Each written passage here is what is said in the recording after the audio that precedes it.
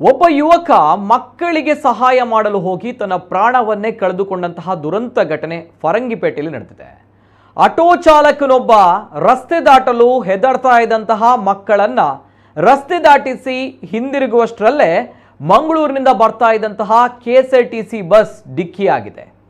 ಇನ್ನು ಅಪಘಾತದ ರಭಸಕ್ಕೆ ಸ್ಥಳದಲ್ಲೇ ಜಾಹಿದ್ 28 ವರ್ಷದ ಜಾಹಿದ್ ಅವರು ಮೃತಪಟ್ಟಿದ್ದಾರೆ.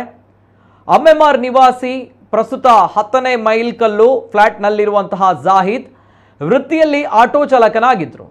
ಮೃತ ಯುವಕನ ತಂದೆ ಈ ಹಿಂದೆಯೇ ತೀರಿ ಹೋಗಿದ್ದು, ತಾಯಿ ಹಾಗೂ 3 ಸಹೋದರರು, 2 ಸಹೋದರಿಯರನ್ನ ಅಗಲಿದ್ದಾರೆ. ಇನ್ನು ಈ ದುರ್ಘಟನೆ 10ನೇ ಮೈಲ್ ಕಲ್ನಲ್ಲಿ ಶುಕ್ರವಾರ ಅಂದರೆ ಇಂದು ನಡೆದಿದೆ.